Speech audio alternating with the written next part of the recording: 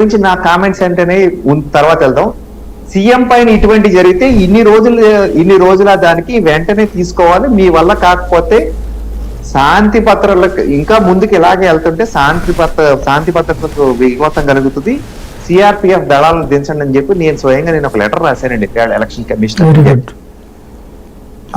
Just CM అంతే, మిగతా పక్కన పెట్టి నెక్స్ట్ విషయాల్లోకి వెళ్దామండి. ఏదేమైనా ఆయనకి పబ్లిక్ లో దెబ్బ తగ్గడం తప్పే. దాని మీద మా లాంటి వాళ్ళకో లేకపోతే ఎవరి ఆలోచనలకు ఉంటది. వెంకటరెడ్డి గారు నాతో ఏకీపించకపోయినా అంత దూరం నుంచి కొడితే ఆయనకి తగిలింది. సరే తగిలిందా లేదా ఆ దండలో ఉన్న తీగైనా ఏదేమైనా దెబ్బే, జాగ్రత్తలు తీసుకోవాల్సింది ఆ చుట్టూ ఉన్న వాళ్ళది. దానికన్నా ముందు అదే టైంలో అక్కడ కరెంట్ ఎందుకు పోయింది? కరెంట్ పోయిన వెంటనే సీఎం కోసం వీళ్ళు తీసుకోవాల్సిన జాగ్రత్తలు ఎవరు తీసుకోవాలి, ఏం తీసుకోవాలి, ఇవన్నీ వేళ రేపట్లో చూస్తుంటే ఇంతకుముందు చూడండి లాలో విషయాలు మొత్తం ఆంధ్రప్రదేశ్ అంతటికి తెలిసినట్టు ఇవాళ ఇటువంటి భద్రతా విషయాలన్నీ కూడా అందరికి తెలిసినాయి. మినిమం రెస్పాన్సిబిలిటీ అక్కడ కమిషనర్ ఉందా లేదా? సాయి గారు ఆ పైన డీజీపీకి ఉన్నదా లేదా? రెస్పాన్సిబిలిటీ తీసుకోవాలంటే చీఫ్ సెక్రటరీ కూడా తీసుకోవాల్సి వస్తుందండి.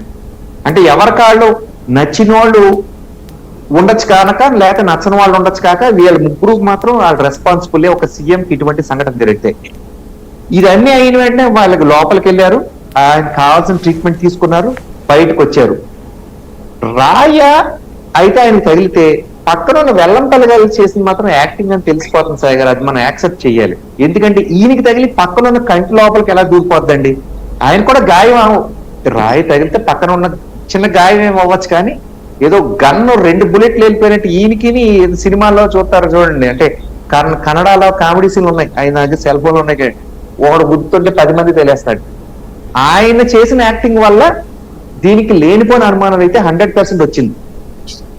మిగతా చెత్త కథలు ఏదో ఒకళ్ళిద్దరు ఏదో చేస్తూ ఉంటారు, ఏది శ్రీరెడ్డి యాక్టింగో లేకపోతే ఇవన్నీ కూడా మనం తీసుకోవద్దు. సీఎం పాయింట్ ఆఫ్ వ్యూలో మాత్రం తప్పు. ఈ వెనకాలన్నీ మాత్రం అనుమానాలు ఉన్నాయి. బాధ్యతలు ఎవరు తీసుకుంటారు అనేది మాత్రం తీసుకోవాలి. ఇంకొక విషయం, ఈ కోడి కత్తి లాంటిది 4.5 ఏళ్ల పాటు సీఎంగా ఉన్నారు కదా, ఆయన తేల్చేయాలి కదా గబగబా. అది ఈ 48 గంటలు ఇప్పటికి ఎంత 3 రోజులు అండి, 36 గంటలు ఉండాలా? సీరియస్ గా ఏదైనా విషయం తీసుకుంటే